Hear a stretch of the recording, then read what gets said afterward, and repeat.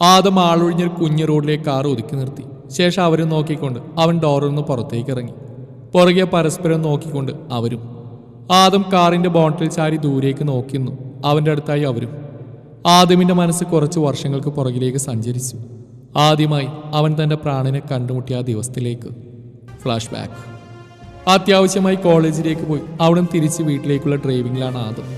Main junction കഴിഞ്ഞൊരു ഇടവഴി കയറിയത് അവനെ കാറിനെ ബ്ലോക്ക് ചെയ്ത് മറ്റൊരു കാർ കൊണ്ടുവന്ന് നിർത്തി.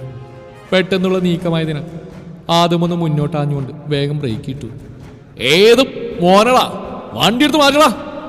ആദ്യം ഗ്ലാസ് താഴ്ത്തിക്കൊണ്ട് അലറി. എന്നാൽ മറു സൈഡിൽ നിന്നൊരു മാറ്റവും കാണാതെയതും അവൻ പല്ല് കടിച്ചുകൊണ്ട് ഡോറിന്ന് കോപത്തോടെ പുറത്തേക്ക് ഇറങ്ങി. അവനിറങ്ങിയതും മറു സൈഡിലെ കാറിൽ നിന്ന് 3-4 പേര് ഇറങ്ങി. കണ്ടാൽ തന്നെ അറിയാൻ ഗുണ്ടകളാണെന്ന്. അത് കണ്ട് അവൻ്റെ ചുണ്ടിലൊരു ചിരി വിരിഞ്ഞു. ക്രൂരമായൊരു പുഞ്ചിരി. ആദ്യം അതേ ചിരിയോടെ തന്നെ ഉടുത്തിരുന്ന മുണ്ട് ഒന്നുകൂടെ മുറുക്കിയെടുത്ത് മടക്കി കുത്തി. ഓഹോ, അപ്പൊ പണി ഉണ്ടാക്കി ഇറങ്ങിയതാണോ? അവനൊന്ന് മൂരി നിവർന്ന് കഴുത്ത് സ്ട്രെച്ച് ചെയ്തുകൊണ്ട് മീശൊന്ന് പിരിച്ചു വെച്ച് അതിലൊരുവൻ അവനെ നോക്കിയൊന്ന് പുച്ഛിച്ച് കൈമുറുക്കിക്കൊണ്ട് അവൻ്റെ അടുത്തേക്ക് പാഞ്ഞെടുത്ത്.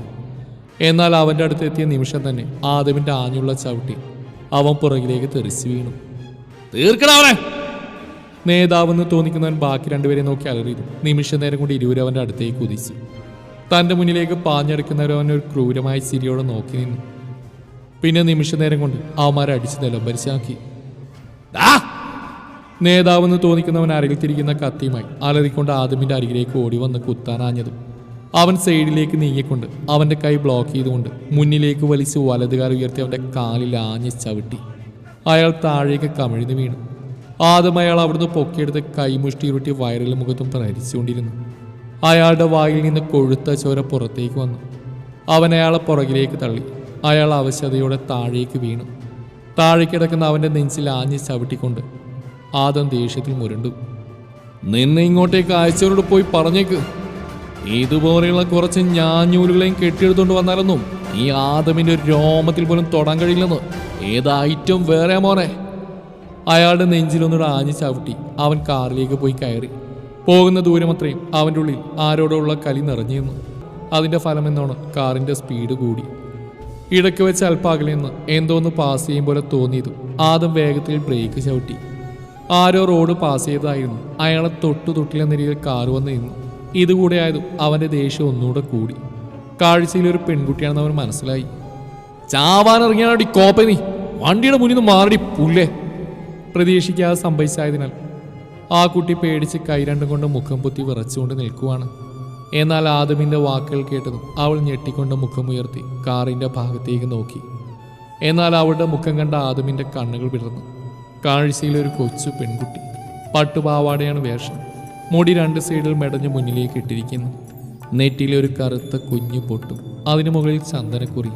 ഐശ്വര്യം തുളുമ്പുന്ന മുഖം. കാണാൻ അവൾ അതീവ സുന്ദരിയായിരുന്നു. കാറിലിരിക്കുന്ന ആളെ അവൾക്ക് നേരെ കാണാൻ കഴിഞ്ഞില്ലായിരുന്നു. അവൾ വേഗം തന്നെ കാറിൻ്റെ മുമ്പിൽ നിന്ന് മാറി സൈഡിലൂടെയുള്ള കുഞ്ഞു വഴിയിലേക്ക് കയറി ഓടി. സത്യത്തിൽ അപ്പോഴാണ് അവൻ സ്വഭാവത്തിലേക്ക് വന്നത്. അവൾ പോയ വഴി ഒന്നുകൂടെ നോക്കിക്കൊണ്ട് അവൻ വണ്ടിയെടുത്തു പോയി. എന്നാൽ ആ യാത്ര അവസാനിക്കുന്നവരെ അവൻ്റെ ഉള്ളിൽ പേടിച്ചരണ്ട ആ മുഖം മാത്രമായിരുന്നു മനസ്സിൽ. അവൻ പോലും അറിയാതെ അവൻ്റെ ചുണ്ടിലൊരു പുഞ്ചിരി വിരിഞ്ഞു. പിന്നീട് അങ്ങോട്ട് ഊണിൽ ഉറക്കത്തിലും ആ കുഞ്ഞു മുഖം മാത്രമായിരുന്നു അവൻ്റെ മനസ്സിൽ. ആദ്യമൊക്കെ ആ കുട്ടിയോട് തോന്നുന്ന വികാരം എന്താണെന്നറിയാതെ അവൻ ഉഴറി. എന്നാൽ ഓരോ ദിവസവും കഴിയും തോറും ആ മുഖത്തോട് തോന്നുന്ന സ്നേഹവും ഇഷ്ടവും വികാരവും അവൻ തിരിച്ചറിഞ്ഞു. ഒന്നും ചെയ്യാൻ കഴിയാതെ, ഒന്നിനോടും ഒരു താല്പര്യമില്ലാതെ അവൻ കൂടുതൽ നേരം റൂമിൽ തന്നെ ആയിരുന്നു. പോകെ പോകെ ആ കുട്ടി അവൻ്റെ ഉള്ളിൽ വേരുറഞ്ഞു പോകുന്ന അവനൊരു അത്ഭുതത്തോടെ തിരിച്ചറിഞ്ഞു. ആദ്യമായി കണ്ട ഒരാളോട് ഇത്രയും പറിച്ചു മാറ്റാൻ കഴിയാത്ത രീതിയിൽ സ്നേഹവും വളരുമെന്ന് അവൻ തിരിച്ചറിഞ്ഞ നാളുകളായിരുന്നു അത്. എന്നാൽ അതൊരു കുട്ടിയാണെന്ന് ഓർമ്മയിൽ വരുമ്പോൾ എന്തോ ഒരു അസ്വസ്ഥാവനിൽ നിറഞ്ഞു വന്നു. ഇടയ്ക്കൊക്കെ ആ മുഖം മിഴിവോടെ മനസ്സിൽ തെളിഞ്ഞു വരുമ്പോൾ അവൾ തനിക്കുള്ളതല്ലെന്നും അതൊരു കുഞ്ഞു കുട്ടിയാണെന്ന് അവൻ മനസ്സിനെ പറഞ്ഞു പഠിപ്പിച്ചു. ഒരുവിധം അത് ഫലം കാണുകയും ചെയ്തു. എന്നാൽ മറ്റൊരു ദിവസം കോളേജിൽ പോയിട്ട് വരുമായിരുന്ന ആദം അവളെ ഒന്നുകൂടെ കാണണമെന്ന് ഉള്ളിൻ്റെ ഉള്ളിൽ തോന്നുന്നുണ്ടെങ്കിലും അവൻ പുറമേ നടിച്ചില്ല. അന്ന് ആദ്യമായി അവളെ കണ്ട സ്ഥലമെത്തിയതും അവൻ പോലും അറിയാതെ കാറ് ബ്രേക്കിട്ട് നിർത്തി. അവൻ്റെ കണ്ണുകൾ അവളന്ന് ഓടിപ്പോയ ആ ചെറിയ വഴിയിലേക്ക് പാഞ്ഞു. ഇത്തിരി നേരം അവിടേക്ക് നോക്കിയിരുന്നു. എന്തുകൊണ്ടോ അവളെ കാണാൻ കഴിയാതെയായതും അവന് ദേഷ്യം വരുന്നുണ്ടായിരുന്നു. അതേ ദേഷ്യത്തിൽ കാർ സ്റ്റാർട്ട് ചെയ്ത് മുന്നോട്ട് നോക്കിയതും അവൻ്റെ കണ്ണുകളിൽ ആദ്യം മുടക്കിയത് അതാണ്. കൂടെയുള്ള കുട്ടിയുടെ എന്തൊക്കെയോ പറഞ്ഞ് ചിരിച്ചുകൊണ്ട് വരുന്ന അവൻ്റെ പെണ്ണിനെ. ഇത്രയും നേരം ദേഷ്യത്തിൽ നിന്ന് അവൻ്റെ മുഖം നിമിഷങ്ങൾ കൊണ്ട് മാറി മറിഞ്ഞ് അവളുടെ ആ ചിരിക്കുന്ന മുഖത്തുനിന്ന് കണ്ണെടുക്കാൻ അവന് സാധിച്ചില്ല. ചിരിക്കുമ്പോൾ കൂടുന്ന അവളുടെ ഭംഗിയിൽ അവൻ ലയിച്ചിരുന്നു. അവൾ ആ കാറ് പാസ് ചെയ്ത് ആ കുഞ്ഞു വഴിയിലേക്ക് കയറി. ആദം അവൾ പോകുന്നത് നോക്കിയിരുന്നു. എന്നാൽ ഇത്തിരി ദൂരം പിന്നിട്ടും അവളും തിരിഞ്ഞ ആ കാറിലേക്ക് നോക്കി. ആ നോട്ടം അവൻ്റെ ഹൃദയത്തിൻ്റെ ഉള്ളറകളിലേക്കാണ് വന്ന് പതിയുന്നതെന്ന് അവൻ അറിയുന്നുണ്ടായിരുന്നു. ഒരു പുഞ്ചിരിയോട് അവൻ വേഗം മുഖം തിരിച്ചിരുന്നു. അവൾ പോയി എന്ന് മനസ്സിലായതും കണ്ണുകൾ മുറുകിയടച്ച സീറ്റിലേക്ക് ചാരി കിടന്നു. ഇത്തിരി നിമിഷം മുന്നേയുള്ള അവളുടെ തിരിഞ്ഞു നോട്ടം മനസ്സിൽ മിഴിവോടെ തെളിഞ്ഞത് അവൻ വലത് കൈ ഉയർത്തി വേഗത്തിൽ മിടിക്കുന്ന നെഞ്ചിലേക്ക് അമർത്തിക്കൊണ്ട് അവൻ മൊഴിഞ്ഞു. നീ ആരാണെന്നോ എന്താണെന്നോ എനിക്കറിയില്ല. പക്ഷേ ഒന്നറിയാം, നീ ഭൂമിയിലേക്ക് പിറന്നു വീണത് ഈ ആദമിന് വേണ്ടിയാണ്. അതെ, എൻ്റെ പെണ്ണാ നീ, ഈ ആദമിൻ്റെ മാത്രം പെണ്ണ്. ഇനി എന്തൊക്കെ സംഭവിച്ചാലും നിന്നെ ഞാൻ സ്വന്തമാക്കുക തന്നെ ചെയ്യും പെണ്ണേ. അവൾ പോയ വഴിയൊന്നുകൂടെ നോക്കിക്കൊണ്ട് അവൻ അവിടെ നിന്നും പോയി. പിന്നീടുള്ള ദിവസങ്ങളിൽ പലതും ആദം അവിടേക്ക് പോകുന്ന ഒരു പതിവാക്കി. ചില ദിവസങ്ങളിൽ അവളെ കാണാൻ കഴിഞ്ഞുവെങ്കിൽ മറ്റു ചില ദിവസങ്ങളിൽ അവളെ കാണാൻ കഴിഞ്ഞില്ല. ആ ദിവസത്തെ അവൻ്റെ ദേഷ്യം മുഴുവൻ തീർക്കുന്ന പാവ അലോഷിയുടെ നേരെയാണ്. അവനാണെങ്കിൽ പൊട്ടൻ ആട്ടം കാണുന്ന പോലെ ഒന്നും മനസ്സിലാവാതെ കിളിപോയി നിൽക്കും. ചില ദിവസങ്ങളിൽ തിരക്കുകൾ കാരണം അവന് പോവാൻ കഴിയുമായിരുന്നില്ല. അലോഷിയുടെ എല്ലാം തുറന്നു പറയണമെന്ന് മനസ്സിൽ തോന്നിയെങ്കിലും ഇപ്പം വേണ്ടെന്ന് അവൻ തീരുമാനിച്ചു. അങ്ങനെ ഇടയ്ക്കിടയ്ക്ക് അവൾ അറിയാതെയുള്ള കാഴ്ചകൾ മുറ പോലെ നടന്നുകൊണ്ടിരുന്നു. അവനതൊക്കെ നന്നായിട്ട് ആസ്വദിക്കുന്നുണ്ടായിരുന്നു. ദിവസങ്ങളും മാസങ്ങളും പെട്ടെന്ന് കടന്നുപോയിക്കൊണ്ടേയിരുന്നു. പോകെ പോകെ ആദം അവിടേക്ക് പോകുമ്പോൾ അവളെ കാണാൻ കഴിയാതെയായി. എന്നിരുന്നാലും അവൻ കഴിവതും പിന്നെ അവളെ കാണാൻ കഴിയുമെന്ന പ്രതീക്ഷയോടെ പോകുമായിരുന്നു. എന്നാൽ നിരാശയായിരുന്നു ഫലം. അങ്ങനെയൊക്കെ ഒരു ദിവസമാണ് അലോഷിയെയും കൊണ്ട് ആദം ഷോപ്പിലേക്ക് പോകുന്നത്. നാളുകൾ അധികമായി അവളെ അവനൊന്ന് കണ്ടിട്ട്. തലേ ദിവസം കൂടെ അവിടേക്ക് പോയിരുന്നെങ്കിലും എന്നത്തെയും പോലെ തിരികെ മടങ്ങേണ്ടി വന്ന അവന്. അകത്തേക്ക് കയറുമ്പോഴാണ് ഫോൺ റിങ് ചെയ്ത്. അലോഷിയോട് പറഞ്ഞിട്ട് അല്പം മാറി നിന്ന് സംസാരിച്ചു.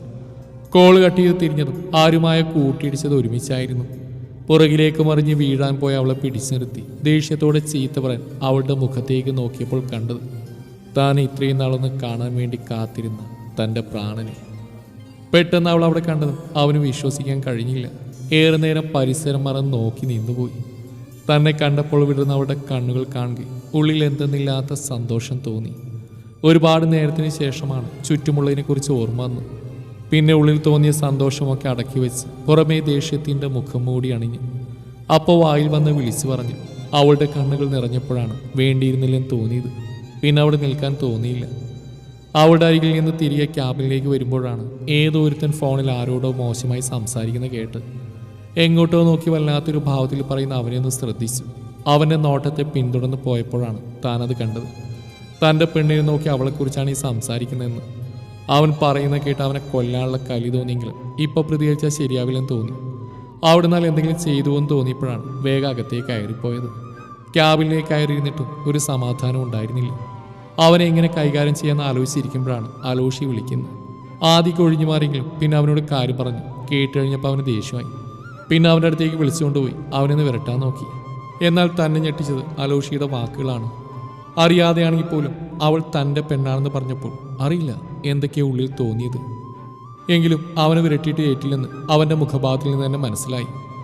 എങ്ങനെ അവനിട്ട് രണ്ട് പൊട്ടിക്കാമെന്ന് ആലോചിച്ചിരിക്കുമ്പോഴാണ് അലോഷി റീനയുടെ കാര്യം പറയുന്നത്. പിന്നൊന്നും നോക്കിയില്ല. അവൻ്റെ സ്ഥലം തപ്പിപ്പിടിച്ചു പോയി കാര്യമായി പെരുമാറി.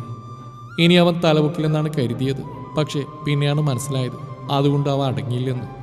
ഒരു ദിവസം അവളെ കാണാൻ ആ വഴിയിൽ പോയി നിൽക്കുമ്പോഴാണ് അവളുടെ നാവിൽ നിന്ന് തന്നെ താനിതറിയുന്നത്. കൂടെ ഉണ്ടായിരുന്ന ഒരു കുട്ടിയോട് സംസാരിക്കുന്നു. ദിവസം അടുക്കുന്നതോടെ എനിക്കെന്തോ പേടി തോന്നുക. എന്തിന്? കല്യാണം എന്ന് പറയുന്നത് എപ്പോഴായാലും നടക്കും. പിന്നെ നിന്നെ കെട്ടാൻ പോകുന്ന എൻ്റെ ഏട്ടനല്ലേ, അതുകൊണ്ട് എൻ്റെ മോള് പേടിക്കേ വേണ്ട. ഇരുവരും സംസാരിച്ചുകൊണ്ട് ആ ഇടവഴിയിലേക്ക് കയറിപ്പോയി. കേട്ട കാര്യങ്ങളൊന്നും വിശ്വസിക്കാൻ കഴിഞ്ഞില്ല. തൻ്റെ പെണ്ണിനെ മറ്റൊരാൾ സ്വന്തമാക്കാൻ പോകുന്നതെന്നത് തനിക്ക് ഉൾക്കൊള്ളാൻ കഴിഞ്ഞില്ല. ദേഷ്യം തോന്നി എല്ലാത്തിനോടും. പക്ഷെ പെട്ടെന്നാണ് അവൻ്റെ മുഖം മനസ്സിലേക്ക് വന്നത്. ഉടൻ തന്നെ അലോഷി വിളിച്ച് പറഞ്ഞ് കാര്യങ്ങളൊന്ന് അന്വേഷിക്കാൻ പറഞ്ഞു. എൻ്റെ ഊഹങ്ങളെല്ലാം ശരിയായിരുന്നു എന്ന് പിന്നെ അലോഷി വിളിച്ച് പറഞ്ഞപ്പോൾ മനസ്സിലായി. എന്തു വന്നാലും അവളെ മറ്റൊരുത്തിന് വിട്ടുകൊടുക്കില്ലെന്ന് താൻ ഉറപ്പിച്ചതാണ്. വീട്ടിലേക്ക് പോയി അലോഷിയുമായി കാര്യങ്ങൾ സംസാരിച്ചു. അവനെ കൊണ്ട് തന്നെ നീ അവളെ കെട്ടിയെന്ന് വരെ പറയിപ്പിച്ചു. ആദ്യമൊക്കെ വലിയ ജാടിയിട്ട് നിന്നു. അവനൊരു സംശയം തോന്നൽ പാടില്ലല്ലോ. ഇനിയും ജാടയും കാണിച്ചാൽ ചീത്തയും പറഞ്ഞാൽ ഇറങ്ങിപ്പോകുമെന്ന് മനസ്സിലായപ്പോൾ താൻ സമ്മതിച്ചു. ഡേറ്റ് നേരത്തെ അറിയാൻ കഴിഞ്ഞുകൊണ്ട് കൃത്യസമയത്തിന് അവിടെ എത്താൻ കഴിഞ്ഞു. അവനിട്ട് രണ്ട് കൊടുക്കുകയും ചെയ്തു. എൻ്റെ പെണ്ണിനെ താലുകെട്ടി സ്വന്തമാക്കുകയും ചെയ്തു. അവളുടെ മുഖവും കണ്ണീരും തന്നെ നോവിച്ചെങ്കിലും അപ്പോൾ അത് കണ്ണിൽ നിന്ന് അടിക്കേണ്ടി വന്നു. പോരുന്നതിന് മുന്നേ തന്നെ അലൂഷിയോട് പറഞ്ഞിരുന്നു അവളുടെ അമ്മയോട് കാര്യങ്ങൾ പറഞ്ഞ് മനസ്സിലാക്കണമെന്ന്. അതിനുവേണ്ടിയാണ് അവൻ അവളുടെ അമ്മയും കൊണ്ട് അവിടേക്ക് വന്ന്. എല്ലാം പറഞ്ഞു കഴിഞ്ഞ് ആദം അലോഷിയെ നോക്കി. അവനാണെങ്കിൽ ആദമിനെ നോക്കി പീഡിപ്പിക്കുന്നുണ്ട്. എന്താടാ? ആദ്യത്തിരി കലിപ്പിൽ തന്നെ ചോദിച്ചു. പിന്നെ അവനും നോക്കിയില്ല. അവൻ്റെ അരികിലേക്ക് പാഞ്ഞെന്ന് ഷർട്ടിൽ കുത്തിപ്പിടിച്ചുകൊണ്ട് ചോദിച്ചു, കോപ്പേ ഇതൊക്കെ ഉള്ളിൽ വെച്ചിട്ടാണ്ടാ നിന്റെ ഒടുക്കത്തെ ജാണി കാണിച്ച് നടന്ന് തെണ്ടി. ആദം അവൻ്റെ കൈ പിടിച്ചു മാറ്റാൻ നോക്കുന്നുണ്ടെങ്കിലും അവൻ വിടുന്നില്ല. എന്തൊക്കെയായിരുന്നു, അവള് കുഞ്ഞാണ്, എനിക്ക് താല്പര്യമില്ല, നീ വെറുതെ നിർബന്ധിക്കരുത്, അവൻ്റെ ഒരു ഊള ഷോ. അലോഷി അവൻ്റെ ഷർട്ടിൽ നിന്ന് കൈയെടുത്തവൻ നോക്കി പല്ലടിച്ചുകൊണ്ട് പറഞ്ഞു. ആദമാണെങ്കിൽ ഇതൊക്കെ എനിക്ക് ഗ്രാസാണെന്ന ഭാഗത്തോടെയാണ് നിൽക്കുന്നത്. നിന്റെ വായിൽ നാക്കിലട കോപ്പേ, ഇതൊക്കെ നിനക്ക് അന്നേ പറഞ്ഞാൽ പോരായിരുന്നോ? നിനക്ക് എന്നെ പോലെ അഭിനയിക്കാനുള്ള കഴിവില്ല, അതുകൊണ്ടാ ഞാൻ പറയാത്തത്. ആദൊരു പുച്ഛത്തോടെ പറഞ്ഞു. അലോഷി അവനെ നോക്കി പല്ലടിച്ചു. നീ എന്താടി ഒന്നും ഉണ്ടാക്കുന്നേ? ഇതൊന്നും ശ്രദ്ധിക്കാതെ വേറെ ഏതോ ലോകത്തെന്ന് നിൽക്കുന്ന സാന്ദ്രനെ നോക്കി ആദ്യം ചോദിച്ചു. പെട്ടെന്ന് അത് കേട്ട് ഞെട്ടിക്കൊണ്ടവൾ അവൻ്റെ മുഖത്തേക്ക് നോക്കി. ഏയ് ഞാൻ വെറുതെ ഓരോന്ന്. അവൾ ഉള്ളിലെ പതർച്ച മുഖത്ത് പ്രകടമാക്കാതിരിക്കാൻ ശ്രമിച്ചുകൊണ്ട് പറഞ്ഞു. നിനക്കൊന്നും പറയാല്ലേ? അത് കേട്ട് അവൾ ആദമിനെ നോക്കി. അവനൊന്നും ശ്രദ്ധിക്കാതെ വേറെങ്ങോ നോക്കി നിൽക്കുവാണ്. സാരമില്ല, വിട്ടേക്ക്, ഇപ്പോഴെങ്കിലും അവൻ പറഞ്ഞല്ലോ. ആ അല്ലെങ്കിൽ നീ അവൻ്റെ ആളാണല്ലോ. ആലോചിച്ച് അവളെ നോക്കി ഗൗരവത്തിൽ പറഞ്ഞു. അതിനവൾ വെറുതെ ഒന്ന് ചിരിച്ചു. അല്ല ഇനിയെന്താ നിന്റെ പ്ലാൻ? ഞാൻ രാവിലെ ചോദിച്ച ചോദ്യം തിരിച്ചെടുത്തു. അതിനി ഇവിടെ കാര്യമില്ലെന്നറിയാം. നാളെ അവളെയും കൊണ്ട് അവളുടെ വീട്ടിലേക്ക് പോയിട്ട് വരാം. ആ അതല്ലേ, വാ പോവാ. അതും പറഞ്ഞ ആലോചിച്ച് ആദ്യം കാറിലേക്ക് കയറി. പുറകെ എന്തോ ആലോചിച്ചുകൊണ്ട് സാന്ദ്രി. മോള് പോയിട്ട് ഒരുപാട് നേരം ആലോചിച്ചായോ? എനിക്കെന്തോ പേടി തോന്നുക. പെട്ടെന്ന് പോയിട്ട് വരാമെന്ന് പറഞ്ഞു പോയ ആമിയെ ഒരുപാട് നേരമായിട്ട് തിരിച്ചു വരാത്ത കണ്ട് പേടിയോടെ ഇരിക്കുകയാണ് മേരിയും മാത്യുവും. ഞാൻ അവനൊന്ന് വിളിക്കട്ടെ. മാത്യു അതും പറഞ്ഞ് ഫോൺ എടുത്തും പുറത്തൊരു കാർ വന്ന് ഒരുമിച്ചായിരുന്നു. ദേ അവൻ വന്നു തോന്നുന്നു. പറയാതെ പോയതിന് ഇനി അവൻ കൊച്ചിനെന്തെങ്കിലും പറയുമോ എന്തോ? മേരി ടെൻഷനോടെ പറഞ്ഞു. അപ്പോഴേക്കും അവർ 3 പേര് അകത്തേക്ക് വന്നിരുന്നു. ടെൻഷനോടെ നിൽക്കുന്ന അവരെ കണ്ട ആദും ആലോഷിയും പരസ്പരം നോക്കി. എന്താ മമ്മി? ആലോഷി അവരുടെ അടുത്തേക്ക് വന്നിട്ട് ചോദിച്ചു. അതുപോലെ ആമി മോള്. ആമി എന്ന പേര് കേട്ടതും ആദമിൻ്റെ ഹൃദയം ക്രമാതീതമായി മിടിക്കാൻ തുടങ്ങി. ആമിക്കെന്താ? അത് ആമി മോള് വീട്ടിലേക്ക് പോയി, പെട്ടെന്ന് വരാമെന്ന് പറഞ്ഞാൽ പോയത്. പക്ഷേ ഇതുവരായിട്ട് മോളെ കണ്ടില്ല. മാത്യു ആണത് പറഞ്ഞ്. ആലോഷി അത് കേട്ട് ഞെട്ടി ആദമിനെ നോക്കി. എന്നാൽ ആദമിൻ്റെ മുഖത്ത് തിരിച്ചറിയാൻ കഴിയാത്ത ഭാവങ്ങളായിരുന്നു. അവൻ വേഗം പുറത്തേക്ക് പാഞ്ഞു. പുറകെ ആലോഷിയും. ആദവും ആലോഷിയും പുറത്തേക്ക് പോയതും സാന്ദ്ര മുകളിൽ അവളുടെ റൂമിലേക്ക് കയറി. ഡോർ അടച്ച് അവൾ ബെഡിൽ പോയിരുന്നു. കുറച്ച് മുന്നേ ആദമിൽ നിന്ന് അറിഞ്ഞ കാര്യങ്ങൾ അവളുടെ മനസ്സിലൂടെ പോയിക്കൊണ്ടിരുന്നു. എല്ലാം ആലോചിക്കും തോറും അവൾക്ക് ദേഷ്യം അടക്കാൻ കഴിയുന്നുണ്ടായിരുന്നില്ല. ആമിയെ കൊല്ലാനുള്ള ദേഷ്യം തോന്നി അവൾക്ക്. എന്നാൽ ആ നേരമാണ് അവളുടെ ഫോൺ റിങ് ചെയ്ത്. ഒരുതരം അസ്വസ്ഥതയോടെ അവൾ ഫോൺ എടുത്ത് നോക്കി. പക്ഷേ ഡിസ്പ്ലേയിൽ തെളിഞ്ഞ പേര് കണ്ടതും ഒരു സംശയത്തോടെ അവൾ കോൾ എടുത്തു. തല വെട്ടിപ്പൊളിയുമ്പോഴുള്ള വേദന തോന്നിയപ്പോഴാണ് ആമി കണ്ണുകൾ പതിയെ ചിമ്മി തുറന്നു. ഇത്തിരി നിമിഷം അവൾ അങ്ങനെ തന്നെ കിടന്നു. എന്നാൽ എന്തൊക്കെയോ ഉള്ളിലൂടെ പാഞ്ഞതും അവൾ ചാടി എഴുന്നേറ്റു. ഒരിരുട്ട് നിറഞ്ഞ് നേരിയ വെളിച്ചം മാത്രമുള്ള റൂമായിരുന്നു അത്.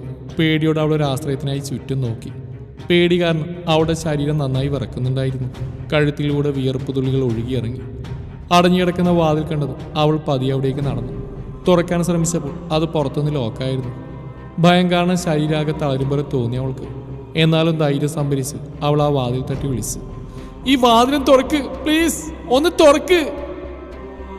എന്നാൽ പുറത്തുനിന്നൊരു മറുപടിയും കേൾക്കുന്നുണ്ടായിരുന്നില്ല. അവൾ പിന്നെയും വാതിൽ മുട്ടി വിളിക്കാൻ തുടങ്ങി. ഒരുപാട് നേരം ഇതിനെ തുടർന്നിട്ടും തീർത്തും നിരാശയായിരുന്നു ഫലം. അവൾ തളർച്ചയോടെ അതിലധികം പേടിയോടെ താഴേക്ക് ഊർന്നിരുന്നു. കണ്ണുകൾ നിറഞ്ഞൊഴുകിക്കൊണ്ടിരുന്നു. അവളുടെ മനസ്സിലേക്ക് ഇത്തിരി പറഞ്ഞ കാര്യങ്ങൾ ഓരോന്നായി തെളിഞ്ഞു വരാൻ തുടങ്ങി. ഒരുതരം ഉൾഭയത്തോടെ അവൾ ഓരോന്നായി ഓർത്തെടുക്കാൻ തുടങ്ങി.